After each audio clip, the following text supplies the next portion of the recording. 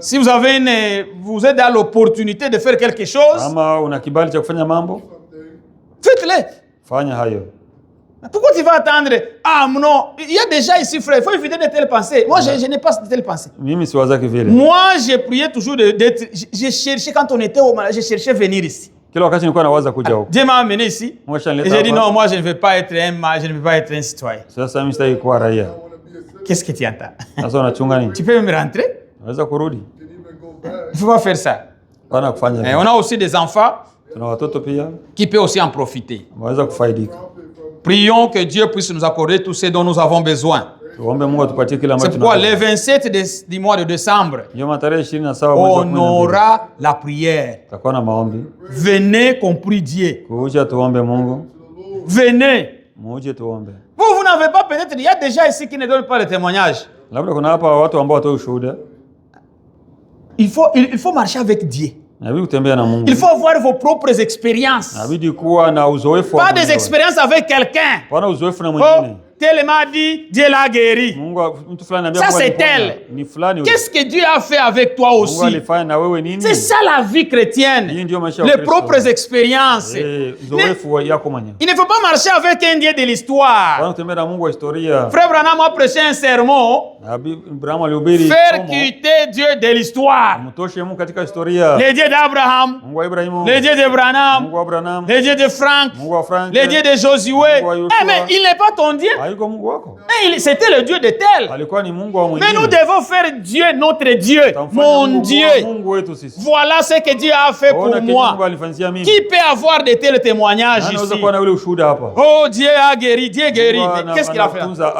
Oh, Dieu bénit. Est-ce que Dieu t'a béni? Dieu protège. Est-ce que Dieu t'a protégé? Tu dois toi-même avoir ça. Un chrétien, c'est quelqu'un qui est convaincu avec son Dieu. C'est pourquoi le frère, l'exemple qu'il nous a donné ici, les trois jeunes frères, Shadrach, Meshach et Abednego, devant les feux. Le roi dit, vous devez aussi vous engenouiller devant la statue. Ils ont dit, pas question. Frère, quelle assurance? Le roi, il voit les fins. Il voit la mort. La mort est déjà là. Et le diable le dit, vous devez vous engenouiller. Sinon, vous mourrez. Ils ont dit, nous, notre Dieu. C'est-à-dire, Meshach disait, mon Dieu. Shadrach, mon Dieu. Abednego, mon Dieu. Alors, ils avaient une ferme assurance. C'est ça la foi. La foi, c'est une ferme assurance. Des choses qu'on espère. Une démonstration de celles qu'on ne voit pas. Tu ne vois pas la chose. Tu as besoin des documents. Tu ne les vois pas. Mais ta foi te dit, j'en ai. Pas j'aurai. Quand vous utilisez, vous conjuguez le verbe au futur. J'aurai. Ça, c'est l'espérance. L'espérance conjugue le verbe au futur. Mais la foi, c'est j'ai. Ça, c'est la foi. La foi ne conjugue pas le verbe au futur ni au passé. La foi conjugue le verbe au présent. J'en ai. Alors la Bible dit, quand vous priez, croyez. Pas croyez que vous l'aurez. Croyez que vous l'avez reçu. Et vous le verrez s'accomplir. C'est pourquoi la foi commence premièrement. Alors la foi en elle, il y a l'espérance. Le grand cercle, c'est la foi. Mais la foi enveloppe l'espérance. Comme vous marchez que vous l'avez, la foi va créer que cette chose-là apparaisse. C'est comme ça que nous devons vivre. Nous devons vivre dans un monde de foi. La foi, c'est quelque chose de bizarre. Un homme de la foi, on ne le comprend pas. On ne peut pas comprendre quelqu'un qui a la foi. Parce qu'il te dit des choses qu'il n'a pas, mais comme s'il a ça. Il te parle des choses comme s'il a ça dans sa main. Il te dira, moi j'ai ça, j'ai des papiers, j'ai un enfant, mais il n'en a pas. Toi tu n'as pas d'enfant, tu dis, oui j'en ai. Où est-ce qu'ils sont? J'ai ça, j'ai les enfants ici. Et il vit comme ça. Et ça, toute sa vie, il rêve, il a ses enfants dans la main. Il marche avec ça. Vous demandez, tu n'as pas de... Oui, j'en ai. Parce qu'il croit, cette croyance-là, cette foi-là, va créer cet enfant. C'est ça le monde qu'un chrétien doit vivre. Dans le monde où il croit que tout est possible. Toute prière, frère, que vous pouvez avoir dans votre cœur, dans votre vie, sache que Dieu a voulu que vous ayez cette prière-là. Tu ne peux pas demander quelque chose que Dieu ne connaît pas, qu'il ne doit pas te donner. Jamais. Seulement le problème qui est là, nous ne croyons pas. Nous avons l'espérance au lieu de la foi. Il y a beaucoup de gens qui ont de l'espérance. L'espérance, c'est bien. Ils espèrent, oui, j'aurai ça. Oui, bon, j'ai déjà prié, oui, Dieu me le donnera. Un jour, tôt ou tard, Dieu va répondre. Ça, c'est l'espérance. La foi ne parle pas, Dieu va me donner. Non. La foi dit, Dieu m'a donné ce que je lui ai demandé. Quand vous croyez comme ça, Dieu du ciel, qui connaît les bons moments, il va amener la chose là. C'est pourquoi on dit qu'Abraham est le père de la foi. Pourquoi? Il n'avait pas d'enfant. Dieu lui avait dit, je vais te donner un enfant. Mais lui n'avait pas d'enfant. Mais Abraham commençait à marcher. Dans la foi, quand il partait, Abraham, tu n'as pas... Non, moi j'ai beaucoup d'enfants. Je suis le père des nations. J'ai des enfants. Mais Abraham, tu es fou. Tu as même presque 100 ans, tu dis que tu auras un enfant. Oui. Sarah, peut-être tu auras des... Parce que tu peux avoir un enfant quelque part. Dis non.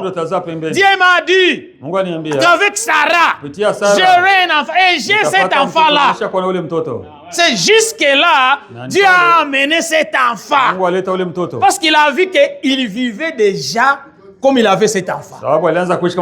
C'est pourquoi dans la définition de la foi, il est dit ceci: la foi est une ferme assurance. C'est-à-dire à 100%. Tu es sûr. Même si les camions, les tracts là que conduit mon frère Joseph là, vous le voyez, ils sont là à la route. Même s'il fait comme ça, Dieu t'a déjà fait une promesse. Ça ne peut pas te cogner. Et même si ça tombait sur toi, tu ne mourras pas. Parce que Dieu a l'assurance que ce que je demande ici, mon Dieu est capable de me le donner. Et il me l'a déjà donné.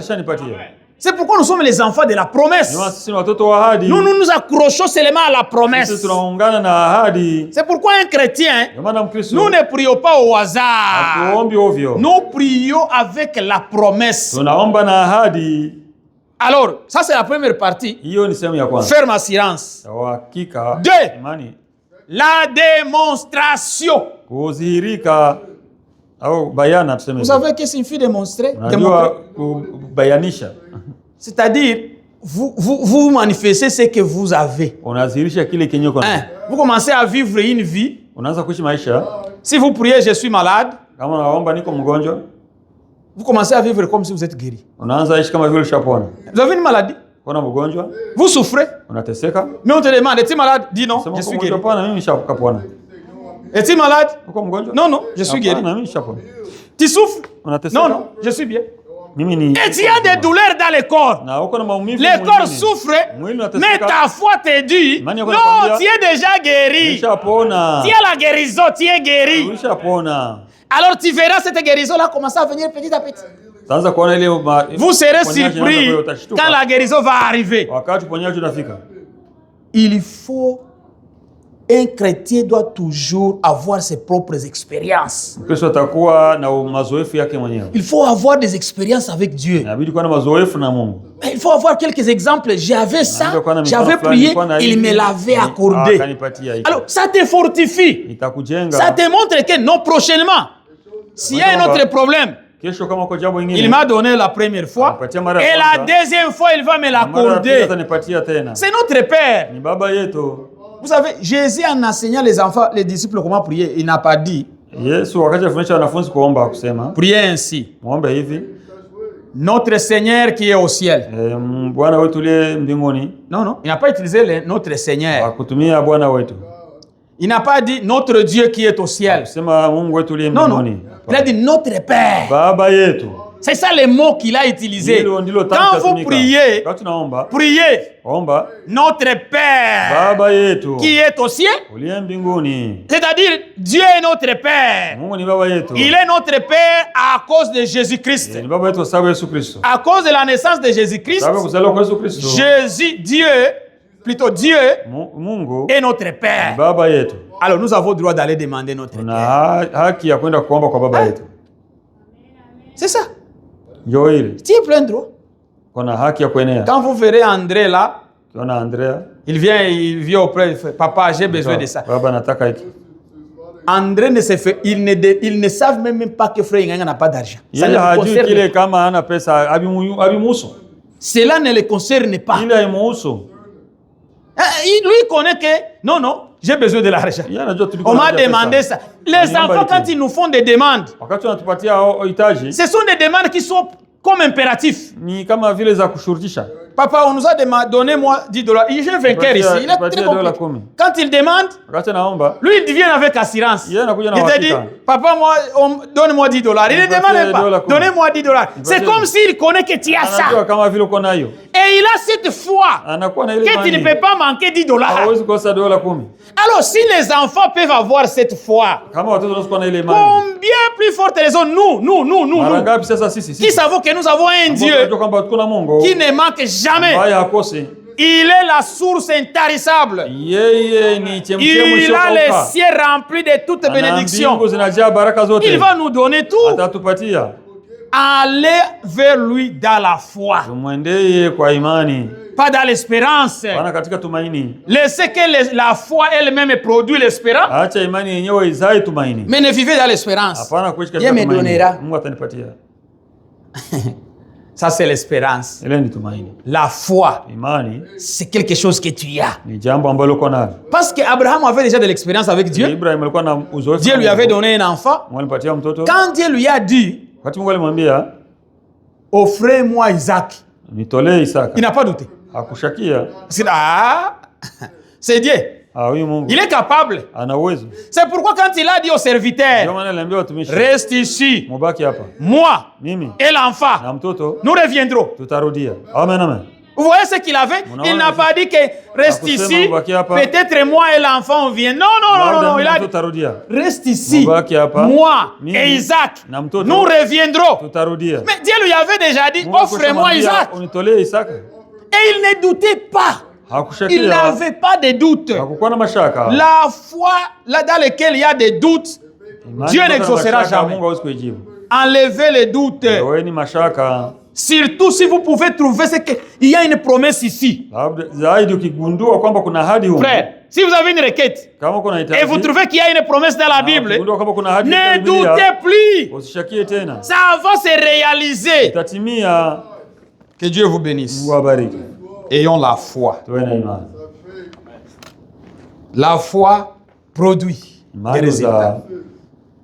Si on allait demander chacun ici de donner ses propres témoignages. Mais frère, on a des frères et des sœurs qui ont des témoignages. Mais c'est seulement ils les cachent. Ils les cachent. Vous qui avez des accidents, Peut-être vous avez fait un accident. Si vous voulez avoir un témoignage, il faut aller voir frère Guillet. C'est un témoignage vivant. Il a témoigné ici. Je vous ai même donné des images. Alors, une telle personne, Dieu te sauve. Alors, commencez encore à douter que ce que je demande ici, non, tu sais quelles sont les personnes. Non, le même Dieu là qui a protégé les frères, il est capable de te protéger aussi. Il est capable de te donner même plus que cette protection. Même si tu es sur le lit des malades, si ton cœur encore est en train de battre, il ne faut pas toujours perdre espérance. C'est pourquoi il y a une écriture dans la Bible. Vous voyez la médecine, c'est ce que ça nous fait aujourd'hui. La médecine, ils disent, bon, si tu souffres beaucoup, bon, tu peux signer qu'on peut te tuer seulement. Hein? Ça y est. Les gens partent même là, au lieu de faire souffrir d'autres gens, non, qu'on me tue seulement, qu'on me donne quelque chose pour me tuer, qu'on m'aide à mourir. Cela était arrivé quand le roi Saoul était mort. C'est là où ce démon est venu. Quand le roi Saoul était mort, il s'était blessé. Et les ennemis les suivaient. Alors il a dit à son serviteur qui est à côté de lui, oh, moi je perds le souffle. Je ne veux pas que mes ennemis me tuent. Alors, aidez-moi seulement à mourir. Le monsieur là, parce qu'il n'était pas un juif, il a pris le couteau ou l'épée, il a tué les oins de Dieu. C'est le roi qui lui a demandé. Mais cela ne l'a pas fait bien. Ça, ce n'est pas bon. Mais la science aujourd'hui, je peux même signer. Si moi, je suis à l'agonie, aidez-moi seulement à mourir. Ça, c'est faux. Ça, c'est un péché. Ça, c'est un crime. On ne peut pas faire ça. Et le même monsieur là a fui auprès du roi David. Croyez que David sera dans la joie. Les enfants de Dieu ne se réjouissent jamais de la mort de quelqu'un. Quand vous voyez quelqu'un en train de souffrir, quelqu'un n'a pas, il quitte, il n'est plus avec nous, vous êtes dans la joie. Quelque chose est faux. Ton cœur est faux.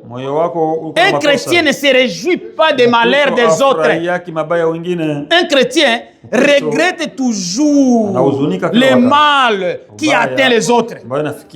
Ce sont les enfants du diable qui se réjouissent. Comment est-ce que tu vas te réjouir parce que l'autre est mort? Il a échoué. Il se disait que lui connaît Dieu. Voilà, cette fois-ci. Si tu as de telles pensées, ça nous montre que tu es encore un bébé. Vous savez, parfois les gens disent, j'ai grandi dans la foi. Mais si vous savez grandir, on connaît quelqu'un qui a grandi dans sa manière d'agir. On ne voit pas quelqu'un en grandissant parce qu'il a une stature. Non, non. Il y a des hommes qui ont une taille. Mais si vous regardez leurs actions, c'est comme des actions d'un petit enfant. Mais ils ont de la taille. Mais vous regardez leurs actions, les actions qu'ils commettent, la manière dont ils agissent. C'est comme un petit enfant. Mais comment toi tu peux faire ça? Comme on le supplie, comme on supplie un bébé. On les montre des choses comme on va montrer un petit enfant. Ça montre qu'il faut toujours le supporter. Même dans la foi, nous avons des enfants. Ne pensez pas, moi j'ai fait des années dans les messages, frère. Tu peux faire des années dans les messages. Et t'as un bébé spirituel. Un bébé. mchanga. Tu peux être rempli de versets bibliques, Unaweza kuwa na maversi des citations, na matamshi. mais un bébé. Kini ni mchanga tu. Je peux même vous prêcher. Unaweza hata Il kuhubiri. y a même des bébés prédicateurs. Hata wachanga wahubiri. Ils ont un don. Wana zawadi. Ils prêchent bien. Wanahubiri Mais vizuri. des bébés Lakini wachanga. qu'il faut apprendre comment vivre. Anaanza kuwafundisha jinsi ya kuishi. Oui, il y a de tels gens. Ndio kuna wale watu. Mais Paul a dit, Lakini Paulo alisema, j'aime que vous grandissez. nataka mkomale. Et même the stature of a perfect man. On entre dans notre sujet. Project it, the stature. Vous verrez. Donnez-moi, give me my stick. Where is it? Is there? Dans la foi, frère, il faut grandir. Katika imani ndugu inabidi kukomala. Nous avons des gens. Tuna watu. On va lire ça. Tutasoma. Lisons. Frère Jean, aidez-nous à lire. Saidie kusoma. Lisons d'abord ici là où on était. Tusome pale kwanza tulikuwa. Did you find it? The stature of a perfect man. C'est ça. Vous voyez, ça c'est frère Branham qui a fait ça. Huyo ni ndugu Branham alifanya hivi. Nous sommes bien. Tuko vizuri. Frère, ndugu, laissez-moi vous faire une chose. Acha niwaambie jambo. N'acceptez personne Sikubali mtu qui va vous ravir frère Branham ambaye atachukua ndugu Branham et frère Frank ndugu Frank et frère Michael ndugu Michael et frère Yenga ndugu Yenga et la sœur Amelia. ndugu dada Amelia. N'acceptez pas cette personne. Sikubali ule mtu. Si quelqu'un vient, il vous dit, oh non, c'est le moment maintenant d'écouter seulement la retransmission. On ne peut plus écouter. Frère Branham, c'est fini. N'écoutez pas ça. Ça, c'est un démon. Je le répète, c'est un démon. Dans cet âge de la les âges, ils sont 7. 7 âges seulement. Il n'y a pas 8 âges, il n'y en a pas. Il n'y a ne fût que 7. Et le 7e âge, c'est l'âge de la Odyssée. Et le messager de l'âge, c'est notre frère William Branham. Écoutez ses prédications. N'acceptez personne qui va vous les ravir, les prophètes. Vous allez mourir. On vous ravit les prophètes, vous mourrez. Nous sommes gardés par les prophètes. Dieu nous a fait sortir des dénominations au moyen d'un prophète. Et il nous garde par un prophète. C'est pourquoi nous, avec notre prophète, c'est la vie. Même si quelqu'un commence à parler mal de ce prophète-là, éloigne-toi de cette personne. Éloigne-toi de cette personne-là. Ne faites pas le message un sujet de discussion. Ne commencez pas à vous discuter. S'il veut discuter, amène-le auprès de frère Yenga. Amène-le auprès de moi. Et on va lui parler. Mais vous ne discutez pas les messages. Le message, c'est la parole de Dieu. C'est la vérité. Point entrer. Là, on ne retourne pas derrière. Pour moi, il n'y a pas de point d'interrogation. Avec Branham, je n'ai pas de doute. Posez n'importe quelle question, je vais vous répondre. Parce que c'est ça que moi je crois. Moi, j'étais dénominationnel, frère. Je voulais toujours dire, nous avons enterré une personne, des os. Des os. À cause des prophéties qu'il va ressusciter. Peut-être vous, il y en a de ceux qui ont grandi dans les messages. Nous n'avons pas grandi dans les messages. Moi, j'ai appris le message. Comme Paul a rencontré Jésus en cours de route. Moi, j'ai parti en Afrique du Sud. Mais Dieu a frayé le chemin que je m'arrête au Malawi. Et Dieu avait prévu, frère Yenga, qu'elle soit là. Alors, moi, j'ai réussi. C'est pourquoi je le prends avec considération. Parce que je connais où j'étais, et où je suis, et où je vais. Soyez ainsi. Ne retournez plus à Babel. C'est pourquoi n'acceptez personne qui va vous ravir les prophètes. N'acceptez pas aussi quelqu'un qui va vous laisser les prophètes. Il va vous laisser frère Michael et le reste des hommes. Mais il vous ravit Wild Frank. C'est faux. Ni uongo. Il n'est pas prophète. Haiko nabii. Il est enseignant. Yeye ni mwalimu. Dieu l'a donné la capacité de nous ordonner les choses, de nous placer les messages pour que nous ne soyons plus des enfants qui ballottent dans la foi, des hommes bien faits. Frère, lisez là, lisez pour nous. Lisez le verset 14 d'Éphésiens.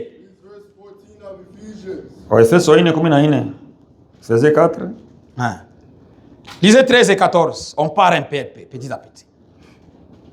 Laissez ça là-bas. Éphésiens 4, verset 13 à 14. On est en train de descendre.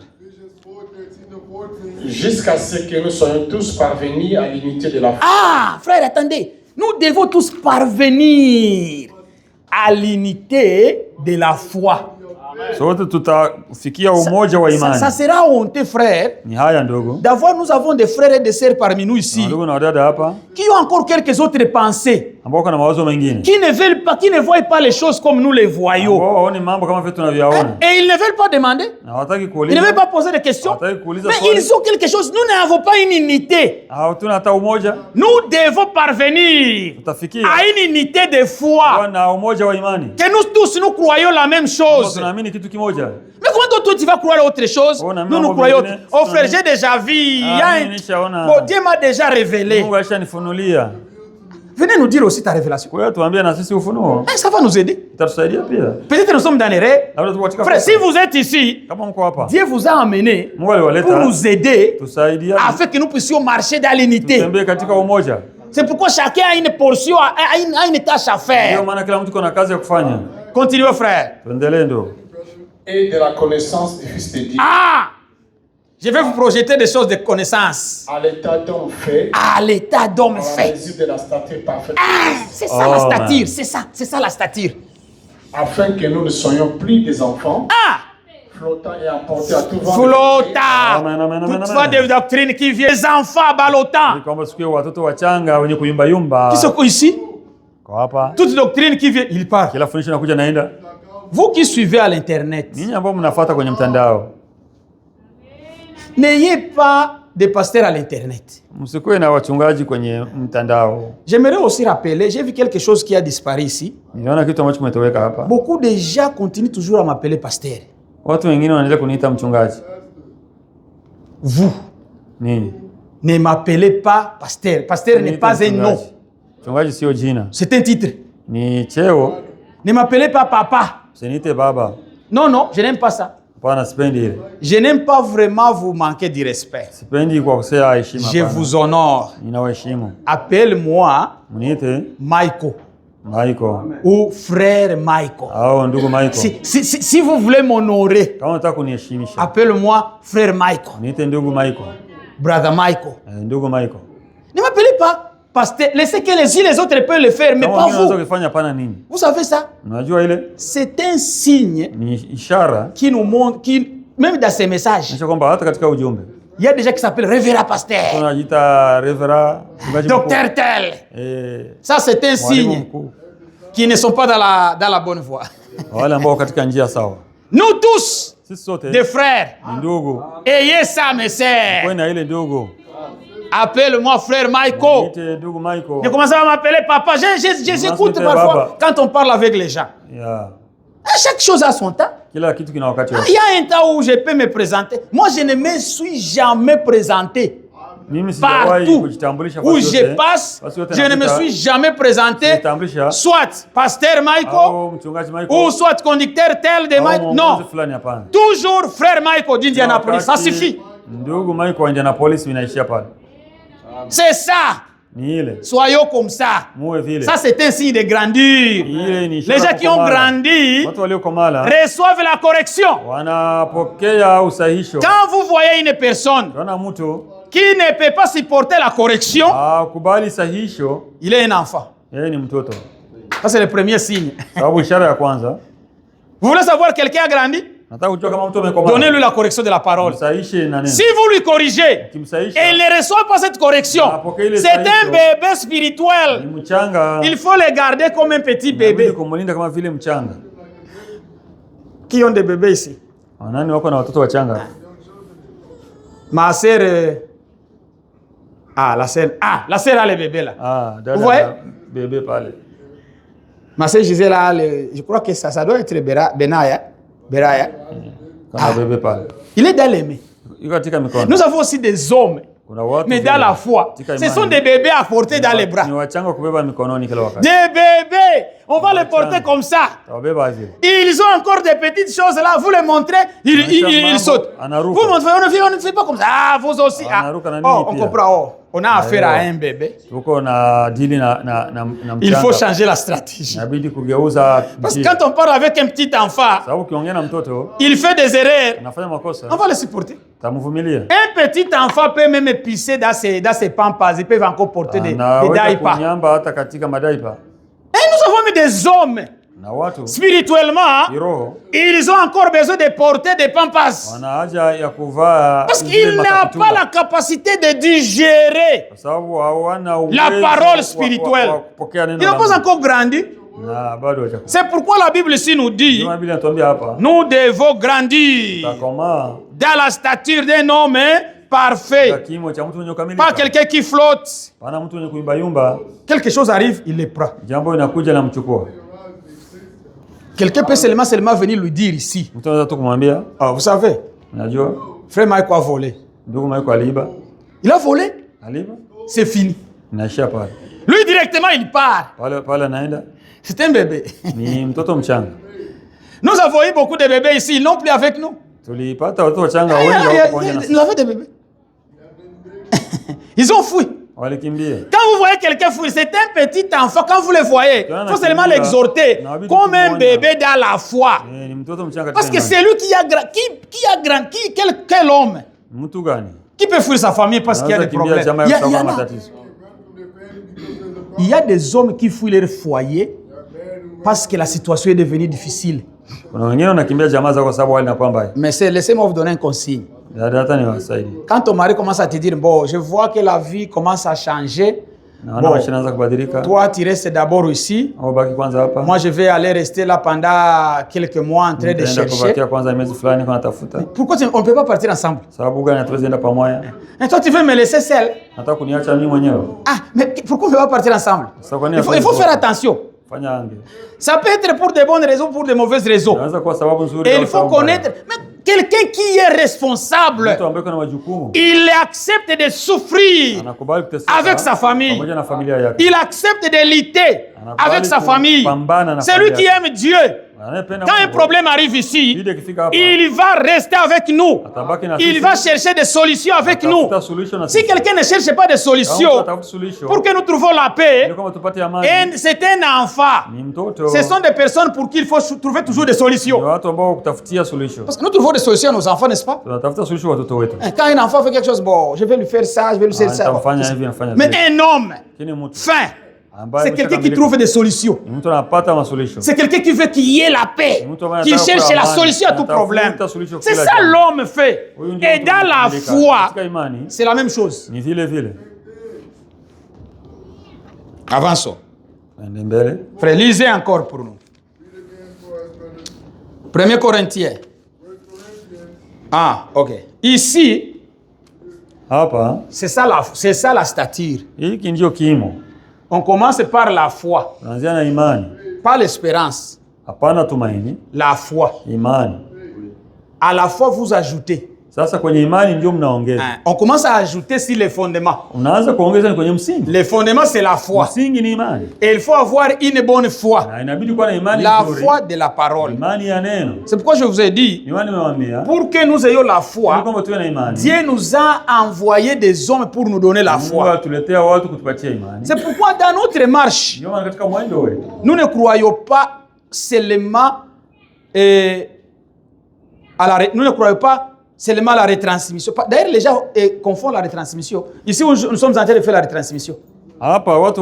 Ici, moi, je suis en train de faire la retransmission. Je suis en train de vous transmettre, de retransmettre ce qui a été transmis. Je n'ai pas de message. Ce n'est pas moi qui ai fait ça. Oh, seulement frère, moi je n'écoute pas d'autres personnes, c'est seulement les voix la voix des prophètes. Ça c'est faux. Et si quelqu'un vous dit non, restez avec le prophète, restez avec l'enseignant, mais oubliez le ministère de frère Michael et des autres hommes de Dieu ici, vous allez mourir. Vous savez, beaucoup déjà lisent. D'ailleurs, les gens ne comprennent pas. Le ministère de frère France, ce n'est pas pour tout le monde. C'est adressé premièrement aux ministres. C'est un ministère qui est destiné aux autres ministères pour les aider à bien saisir la chose. Mais si il y a des choses qu'il va parler, il y a un jour qu'il a prêché 30 minutes, 30 écritures. Il y a un sermon que frère Franck a prêché comme ça. Chaque minute, chaque écriture. C'est-à-dire dans 30 minutes, il a lu 30 écritures. Vous allez les saisir. Non. Il lit ça. Lui, c'était vraiment une Bible qui marchait. Frère, quand il parlait, c'est une Bible qui marchait, qui parlait. N'acceptez pas personne vous ravir vos ministres que vous avez locaux. N'acceptez pas ça. Non. Parce que ce sont eux au moyen desquels Dieu vous parle. Alors, il ne faut pas faire ça. Oh frère, nous avons le ministère des bandes aujourd'hui. Nous avons des bandes, nous pouvons l'écouter partout. Est-ce que la bande peut baptiser quelqu'un? Hein? La bande peut baptiser quelqu'un? La bande peut vous servir la communion? Hein? Avec la bande, vous mettez là, vous commencez à vous laver les pieds. Hein? Avec frère Omba, il y a quelqu'un qui a fait il est en train de faire une campagne si c'est en Arizona. Il a écrit, venez écouter les prophètes. Venez à la guérison divine avec William Branham. Hein? Venez à la guérison divine avec William Branham. Quelle tromperie, frère. Et les gens, ils partent. Est-ce que frère Branham est là? Si j'arrive là, j'ai dit, montrez-moi Branham. Frère, ça, ce sont des illusions. Ce sont des démons. Les gens sont sous une mauvaise direction sans les savoir. Branham n'est pas vivant. Et tout ce qui est sur la bande, ce n'est pas la parole de Dieu. Il y a des choses individuelles de la famille. Si vous dites que tout est la parole de Dieu, il a menti. Il faut aussi mentir. Il a dit à sa femme, dites-le que je ne suis pas là. Il a pris un fusil, il voulait aller se tuer. Vous voulez aussi prendre un fusil pour aller vous tuer? Vous direz que ça c'est la parole de Dieu. Soyons prudents. Soyons sages. Soyons éveillés. La parole de Dieu, c'est tout ce qui a été prêché en accord avec la Bible. Tout ce qui est contraire à la Bible, laissez ça entre les mains de Dieu et avec son prophète. C'est tout. Mais vous avancez avec ce qui est écrit. C'est pourquoi dans la stature ici, un homme qui grandit, il grandit dans la foi. Il ajoute la vertu. La vertu, c'est la prière. La vertu, c'est une puissance de Dieu en vous qui est en train de vous vivifier dans la parole. Parce que la foi vient en écoutant. En écoutant la parole. Alors quand vous avez la parole, vous devez avoir une force de Dieu. Et cette force de Dieu vient dans la parole et dans la prière. Si vous ne priez pas, vous n'avez pas une force. Vous n'aurez pas la vertu. La vertu vient quand on écoute la parole et en prière. Si vous n'avez pas une vie de prière, même dans la voiture, quand vous conduisez, vous devez prier la vie de prière, c'est une vie que vous avez. Vous n'avez pas seulement pour avoir une chambre quelque part. Non. Un saint, il vit toujours dans la prière. Il vit dans un monde de prière. Pour lui, à tout moment, il prie. La Bible nous dit prier en esprit. Nos esprits doivent être bien disposés pour affronter le ciel, pour s'approcher de Dieu. Alors, quand vous avez ça, ajoutez la connaissance. C'est pourquoi dans la connaissance, Frère Inga nous a fait un sujet de connaissance. Je vais vous projeter ces choses pour que si vous en avez besoin, vous pouvez aller les étudier. Okay. The first image de la bête là que le frère nous a montré. Je vais le mettre ici. On va le mettre ici le groupe pour que tout le monde puisse avoir l'accès de les étudier. Ça c'est pour nous. Ça ce sont... Un chrétien doit arriver au niveau d'avoir la connaissance. C'est pourquoi il est dit ici, là où le frère nous a lu, verset 13. Jusqu'à ce que nous soyons tous parvenus à l'unité de la foi et de la connaissance du Fils de Dieu. Did you find it? Il faut avoir la connaissance. Éteignez un peu cette lumière ici. Ça c'est ça c'est que Frère Nyanga nous a montré. Hein? Ça c'était le premier empire. On va envoyer tout ça pour que vous puissiez en avoir. Ça c'est pour la connaissance. Un chrétien doit savoir ce que Dieu lui a disposé. Doit avoir la connaissance de la parole de Dieu. Ne soyez pas comme des enfants qui ballottent. Ok, allez à l'autre. The next one. Ça c'est, on a appris sur ça.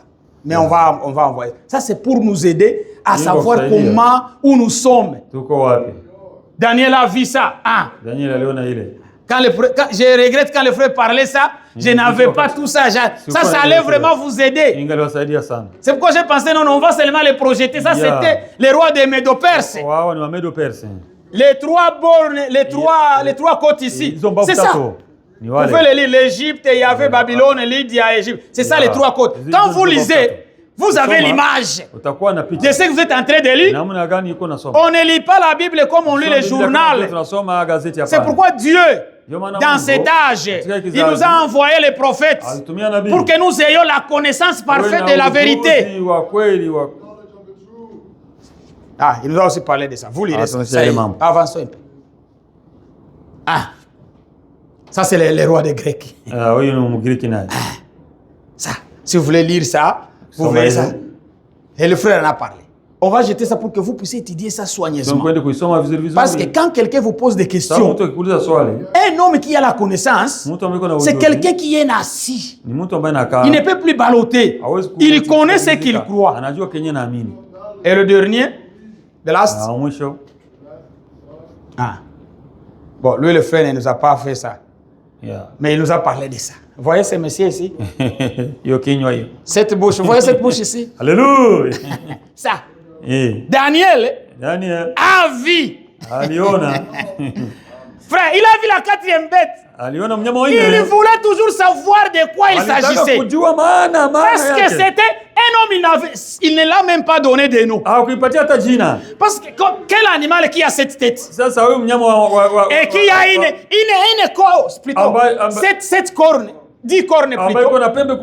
Mais il y a une corne au milieu.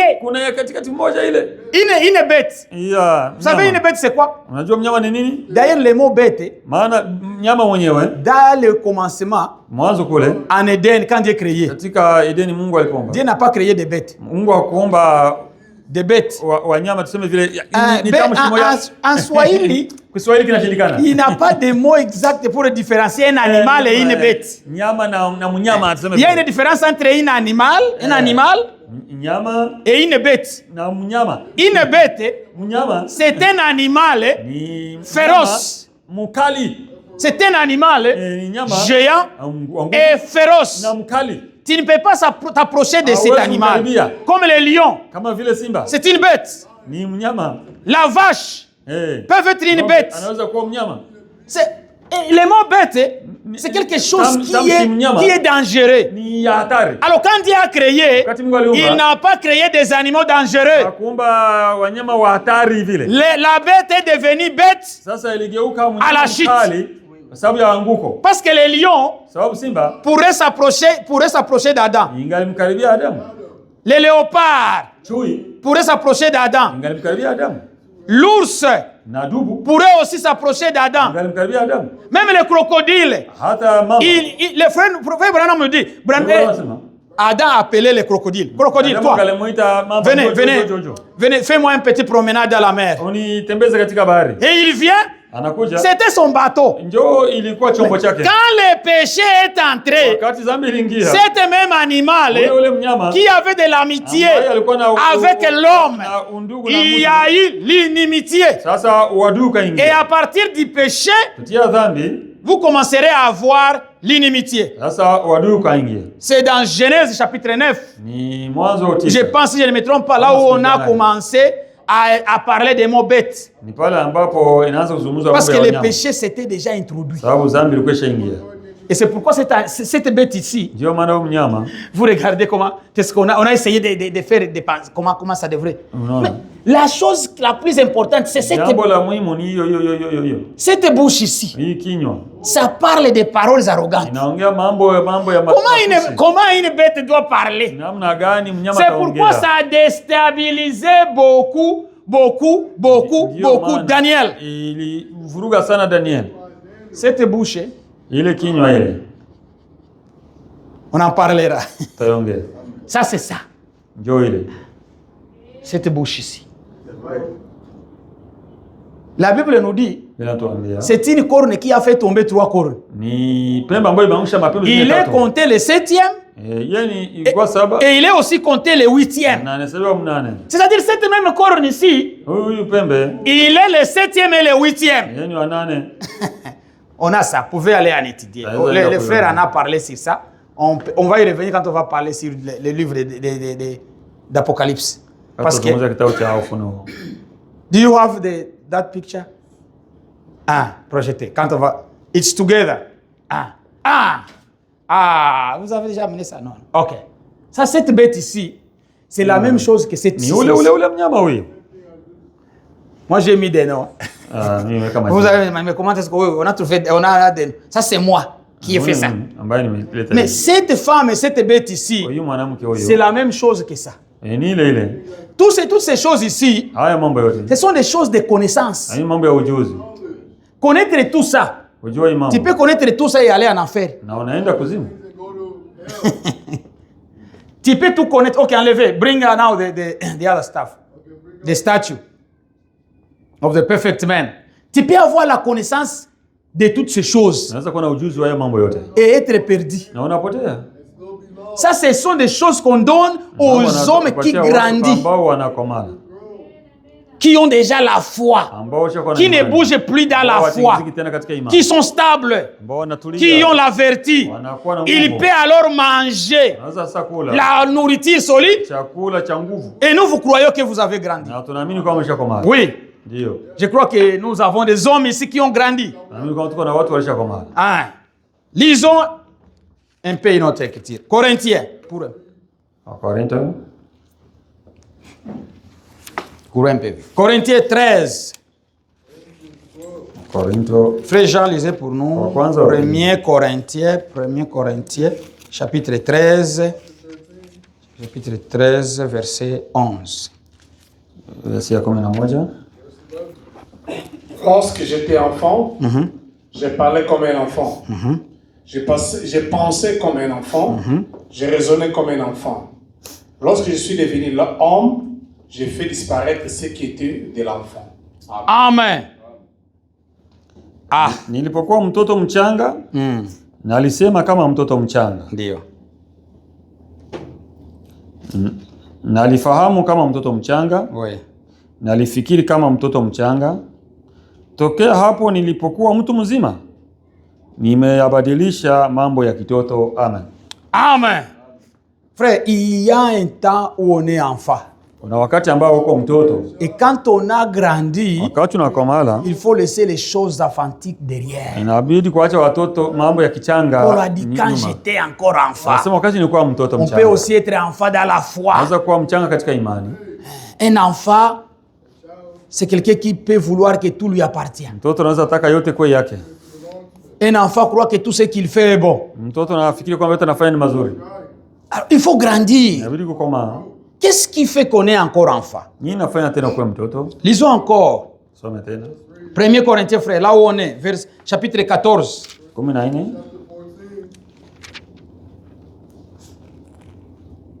Verset 20. Écoutez ce qui montre qu'une personne est encore un enfant.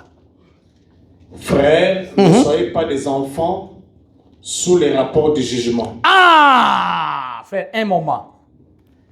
Lisez, frère. Oh, lisez, terminez pour que le frère en soit là. On va y revenir. Mais pour la malice, soyez enfants et à l'égard du jugement. Soyez des hommes faits. Amen. Frère, lisez en soit le verset 20. Ah, ok.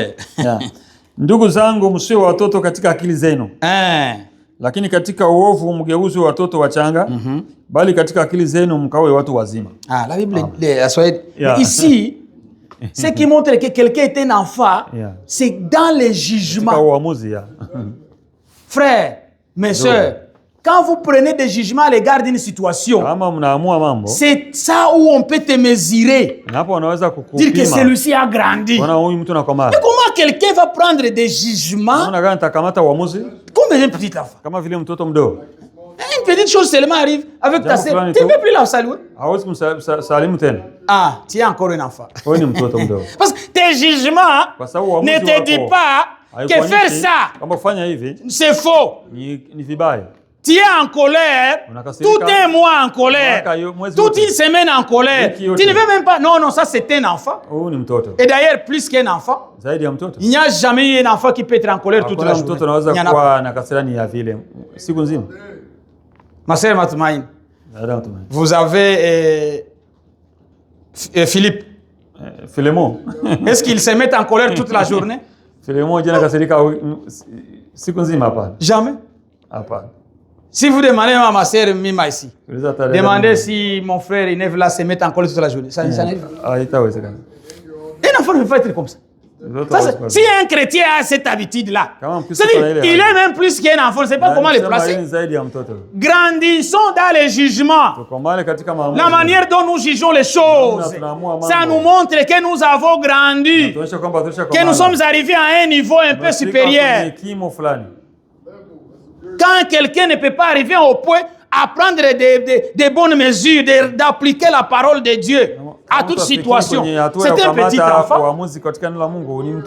Il faut être enfant dans le mal. Mais grandissons dans nos jugements, dans nos réactions. Comment est-ce que nous agissons?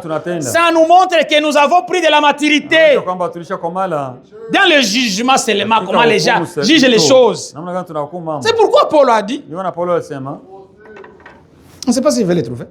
Si vous ne pouvez pas juger des petites choses, ça, je crois que c'est 1 Corinthiens. Chapitre 6, je pense. Chapitre 6, que Dieu vous bénisse. C'est 1 Corinthiens, chapitre 6. Frère Jean, lisez pour nous les premiers versets. Jusqu'au verset 3. Quelqu'un de vous, lorsqu'il a un différend avec un autre, ose-t-il plaider devant les injustes et non devant les saints? Ne savez-vous pas que les saints jugeront le monde? Et si c'est par vous que le monde est jugé, êtes-vous indigne de rendre le moindre jugement? Vous voyez? Ne savez-vous pas que nous jugerons les anges? Même les anges, frère, nous les jugerons. Et nous ne jugerions pas à plus forte raison les choses de cette vie. Arrêtez-vous d'abord là-bas. On va un peu lire. Frère, nous sommes des grands juges. Mais tu ne peux pas être un juge qui n'a pas fait l'université. Frère, tu peux aller te présenter comme... Il y a une offre. Une offre. Ici à India, on est en train de chercher un juge. Et voilà frère Omba. Frère Seba. Faire l'application. Quand on va vous demander de donner, toi tu es un aventurier. On ne peut pas te prendre. Parce que tu n'as pas la capacité. Tu n'as pas la maturité de juger. Tu ne connais pas la loi. Pour être un juge des anges et des autres, c'est quelqu'un qui a un niveau élevé. Frère, j'ai une situation. Souvenez-vous de la sœur qui venait ici. Bon, j'ai oublié. On va prier pour elle. La sœur Mélanie. Elle vient ici avec des enfants. Vous la voyez? Hein? Ndio. Frère, il y a des hommes qui ne sont pas des hommes, ce sont des enfants. Je suis désolé de dire son nom ici, parce que c'est vraiment douloureux. Ce n'est pas bon de parler les noms déjà quand on prêche. Ce n'est pas bon. Je m'excuse comme j'ai dit, mais ils ont un problème. Priez pour elle. Ils t'en veulent le divorce. Si on vous explique la situation, frère, nous avons des hommes, même dans leurs réactions, ils échouent même de résoudre des petits problèmes de leur foyer. Frère, mes frères, vous avez des problèmes dans la maison. Toi, l'homme, c'est toi la tête. Tu as une tête malade ou comment? Tu n'arrives même pas à résoudre des problèmes de ta famille. Ta femme a une... Oh, moi, nous avons des problèmes. Oh, il doit avoir son propre banque. Et avec la banque, vous commencez à vous diviser. Les divorces commencent là. Les banques, l'argent. Quelqu'un qui a grandi dans la foi, est-ce qu'il peut divorcer à cause de l'argent? Est-ce que vous voyez ça? Est-ce que cette personne-là a grandi? Quelle maturité? Et si vous lui dites, frère, on ne fait pas... Ah, toi aussi, non, toi aussi tu as des erreurs, frère. Ne cherchez pas à corriger une erreur en commettant une autre erreur. Quand quelqu'un vient t'exhorter, accepte d'abord l'exhortation. Quand toi aussi tu l'as vu en erreur, si tu m'as vu en erreur, moi je vais t'exhorter. Ce n'est pas le moment aussi de m'exhorter. Attendez ton tour. Ça, c'est mon tour. C'est moi qui ai vu. Et j'ai eu cette audace de venir te voir. Acceptez d'abord. Attendez aussi ton tour. Et toi aussi tu as fait ça. Non, ça ce n'est pas le bon moment. Ça, ce sont des moyens d'échapper. De vouloir s'expliquer. Non. Imagine des hommes qui vont juger les anges. Vous allez juger les anges comme ça. Des petites choses seulement de la vie. Vous ne les jugez pas correctement. Il n'y a pas la paix dans ta maison. Mais comment est-ce que tu diras que tu as grandi? Hein? Il n'y a pas la paix dans vos maisons. Et vous dites, j'ai grandi, frère. Moi, j'ai la foi. Mais quelle sorte de foi? Des petits enfants. Tu ne savent même pas maîtriser ton mari. La Bible dit, je ferai une nouvelle chose. La femme va contourner son mari, va protéger son mari. Le mari, il y a des maris, on peut les en avoir ici, qui ont encore leur foi. Vous pouvez les voir, ils peuvent même croire avant vous, mais c'est encore des enfants. La foi, frère, n'est pas compter sur les années que tu as fait dans les messages. La croissance n'est pas compter par le nombre des écritures que tu as dans la tête. La croissance n'est pas mesurée par la prédication. C'est mesuré par les jugements que tu peux porter dans des situations. Comment tu t'es tué? Comment est-ce que quelle décision que tu prennes? Quand une situation arrive. Quand une situation arrive ici à l'église. Quelle posture que vous allez prendre? Vous savez que le diable nous a bougé les mois passés, quelques mois passés, vous savez ça? Hein? On a eu un grand secousse ici. Ça nous a secoué. Et ça voulait même emporter certaines personnes. Frère, soyez fermes. Soyez unis. Combattons l'ennemi ensemble. Ne vous mettez pas dans les camps de l'ennemi. On a déjà connu des combats, peut-être d'autres personnes voient comme si ce sont des grands combats. Quand quelqu'un commence à s'infiltrer, à divulguer par-ci, par-ici, il parle et vous l'écoutez. Ça, c'est méchant. Il ne faut pas écouter quelqu'un qui va parler mal de ta sœur. Quelqu'un qui va parler mal de votre conducteur. Et vous le supportez. Ah, on est enfant. On peut comprendre. Quelqu'un qui parle mal de ton mari. Qui peut supporter ça? Vous pouvez le supporter? Vous les frères. Quelqu'un est en train de parler mal de ta femme. Tu dis oui, c'est comme ça que je suis avec elle à la famille. C'est le même problème. Ta femme écoute. Frère, on me disait qu'il y a un monsieur qui a divorcé son mari. Il a échoué de ne pas donner témoignage de lui devant une autre femme. Là, tu n'es même pas. Je quitte. Nous devons avoir comment protéger les nôtres. Protège vos familles, frères. Ma sœur, protégez ta famille. Protège vos enfants. Je vous ai toujours dit, même si mon enfant est en erreur, à l'école, ou n'importe où, je vais d'abord m'aligner du côté de mes enfants. Je vais d'abord les défendre.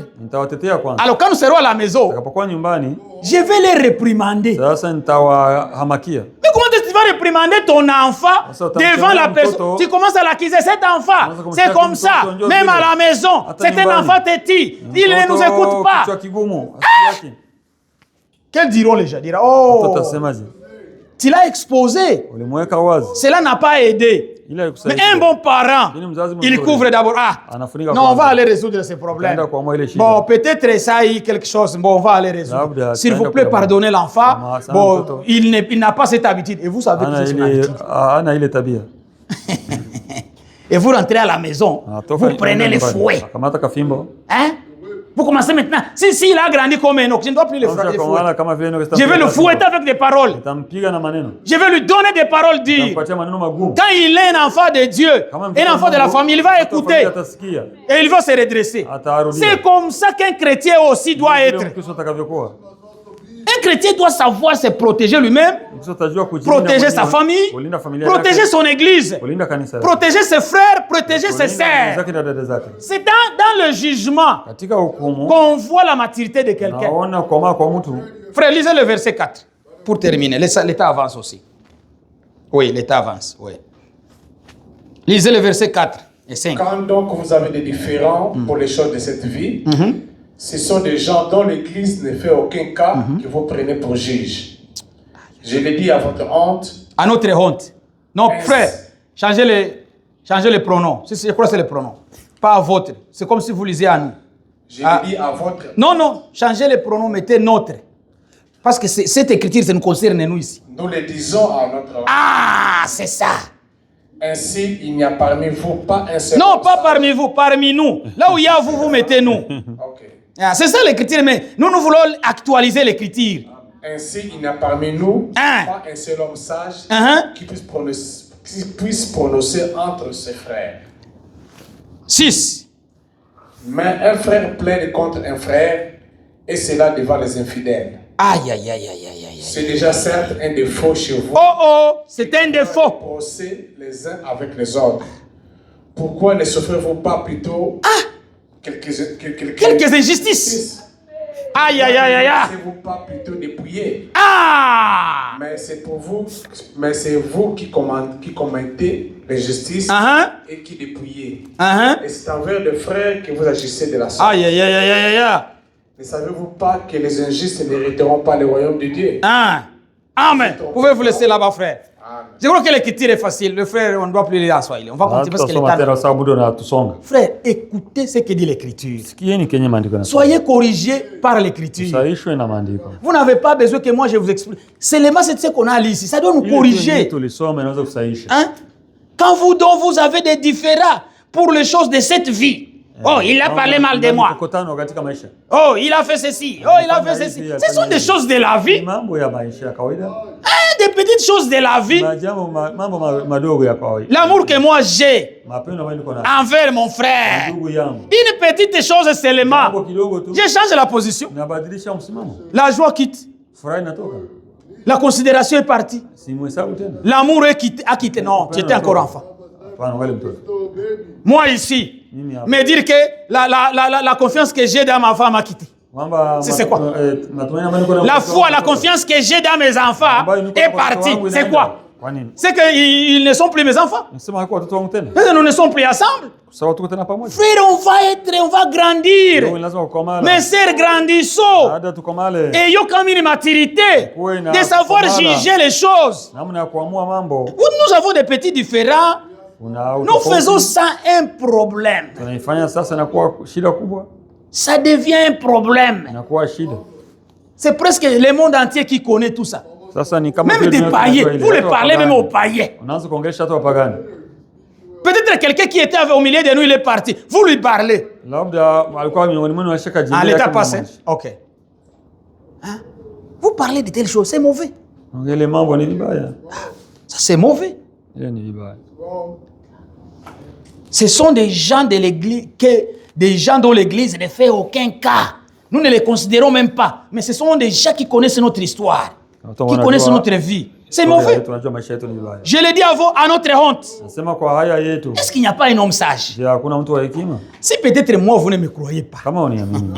Frère, Dieu nous a fait grâce. Si moi, vous n'avez pas confiance, dites non, j'ai un problème avec frère Michael. Mais on a frère Omba, on a frère Ngayenga, on a frère Patrick, on a frère Seba, on a frère Aimé, on a tous les frères là. Vous pouvez lui dire, frère, est-ce que tu peux m'aider? Voilà tout. C'est ça un homme qui a grandi. Il a de la maturité de résoudre les problèmes. N'amenez pas vos problèmes devant le monde. Terminons là-bas. C'est un défaut chez vous. Si on ne peut pas juger des petites choses, que Dieu nous aide. Hein. Frère, vous m'excusez, on lit seulement cette écriture et on prie. 1 Corinthiens 3. Chapitre 1 à 3.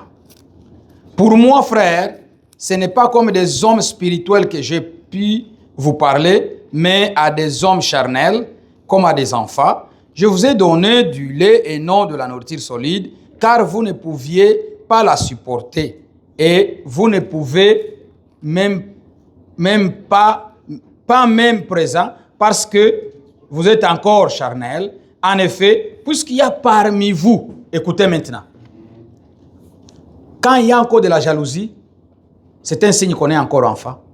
Quand il y a encore des disputes, c'est encore un enfant. N'êtes-vous pas charnel? Et ne marchez-vous pas selon l'homme?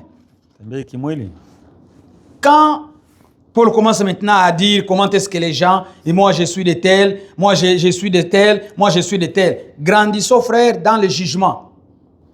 Les signes qui nous montrent que nous avons grandi, c'est quand nous pouvons savoir comment juger les choses. Même des petites choses de la vie, nous devons savoir comment les gérer. Que ce soit des familles familiales, des problèmes familiales, que ce soit des familles spirituelles, que ce soit seulement des situations amicales. Tu ne peux pas briser une amitié parce que ton ami a fait quelque faute.